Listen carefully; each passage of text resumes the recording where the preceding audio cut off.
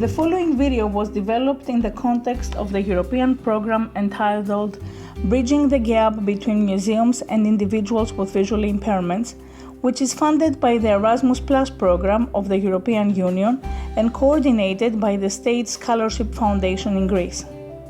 The video presents a museum staff training program which took place in the Rakursi Art Gallery in Sofia in Bulgaria and puts strong emphasis on issues of accessibility to museums for individuals with visual impairments. The training was organized by the University of Sofia and the Bulgarian Association for Education of Visually Impaired Children, and the institutions which were in charge of this video are the University of Thessaly and the ICVI Europe. Snapshots from Rakursi Gallery. Designing Tactile Educational Materials by Assistant Professor Margarita Tomova, University of Sofia, Bulgaria.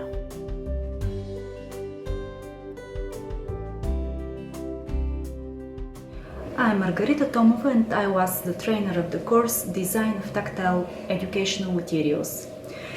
The aim of the training was to introduce the participants with the tactile images, their origin and development.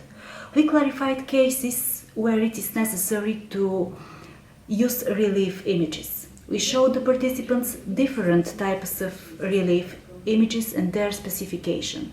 We discussed in detail different techniques and materials for creating tactile materials. We tried different techniques for reading those images. Then we gave the participants several images that they had to touch with close eyes. The challenge gave them a guideline what kind of image should they create and what materials are they going to use. Also, it was useful to feel tactile images that were an example of how they should not be produced. After the theoretical part, we had practical. Everyone had to choose a technique for making a relief image. As being artists person, this task wasn't difficult for them. Participants tried to meet most of the requirements of the creation of such images, like to be associative, to be accessible for the fingers, to have common elements with the images for the sighted people, and so on. Besides having fun, all the participants were very productive and tried to make their own tactile image. Braille Literacy by Dr. Emanuela Stoilova, Assistant Professor, University of Sofia, Bulgaria.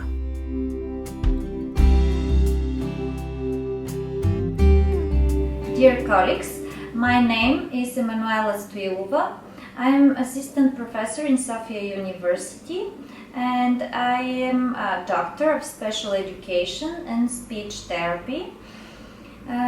In this video you will see our lesson about Braille literacy. First, we will start with pre-Braille activities, and we will have some part when we will speak about Louis Braille, the founder of Braille literacy. Also, we will speak about war phones, and we will practice some Braille writing. We will speak a little bit about advantages and disadvantages of Braille. We will practice Braille using Braille stilos and Braille slates. Also, we will use a Braille machine. And at the end of our lecture, you will see some videos about people how reading Braille and how important is Braille of their lives. Thank you.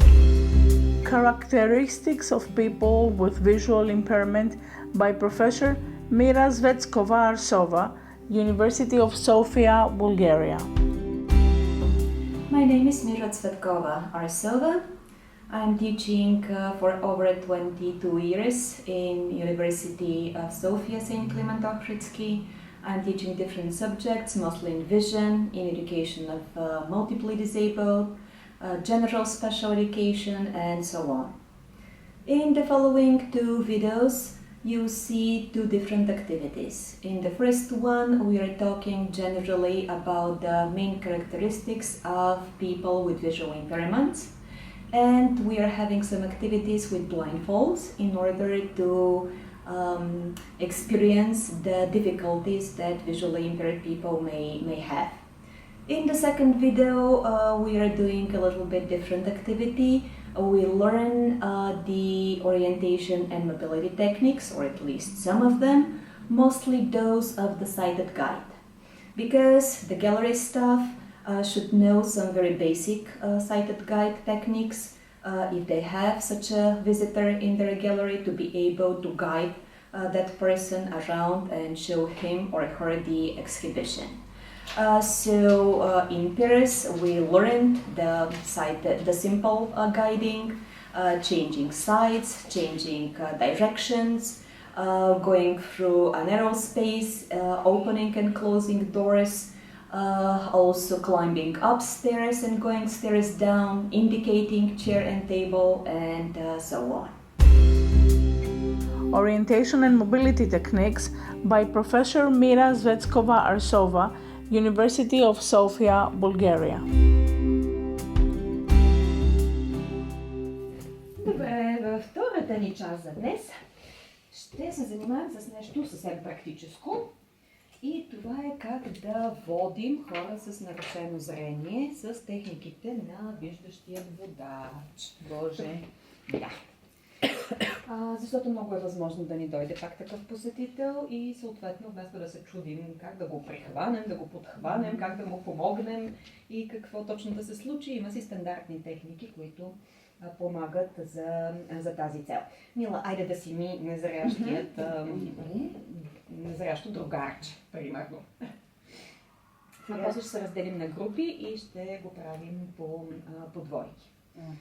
Така, първият момент, всъщност първата техника, така да се каже. Браница, да, специално съм ги правила. Много хубаво мирише тази. Да. С Ариел и с... Да, точно. Така, първото нещо е простото водене. Тоест да осъществим контакт с човека с нарушено зрение и просто да тръгнем в една посока, без да я сменяме. Хубаво е да попитаме, ако имаме възможност да се съобразим, с коя ръка би искал той да се хване за нас, тъй като това е за чувство за комфорт. Не го предлагаме, ако не можем да се съобразим. Ако носим чанта, ако нося материали в другата ръка и няма как да ги прехвърля, тогава не питате с коя ръка искаш да се хванеш за мен. Но ако можем, го питаме. Така, с коя ръка ти е по-удобно да се хванеш за мен? Твоя дясна или лява? Моя лява. Добре, окей. Така, и за да направим контакта, как точно така, незрящият се хваща за виждащия човек. За и за целта, за да избегнем точно такива движения, както правиш ти, може да ме хванеш не където ми се иска и да ми стане неприятно. Така.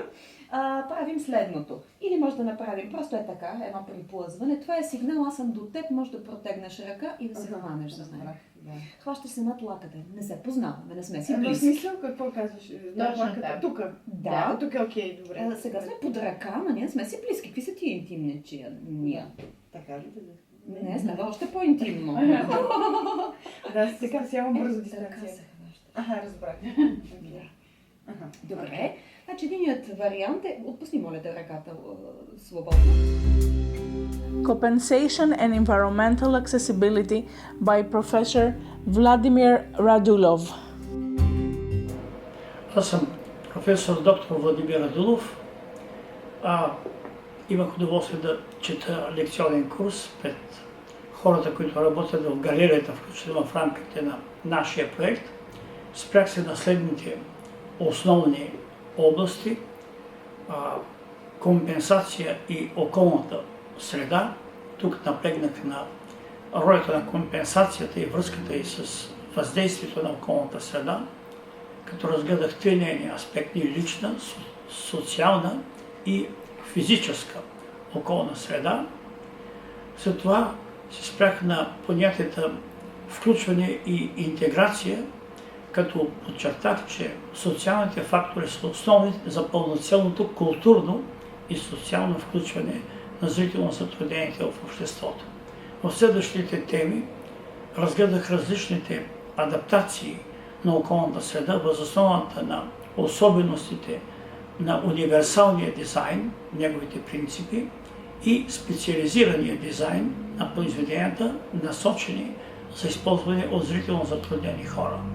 Спрях се на визуалната маркировка, на слуховата маркировка, на тактилната маркировка на околната среда в малкото и голямото пространство и тяхното въздействие върху личността на хората с увредено зрение. Snapshots from the training in Bulgaria.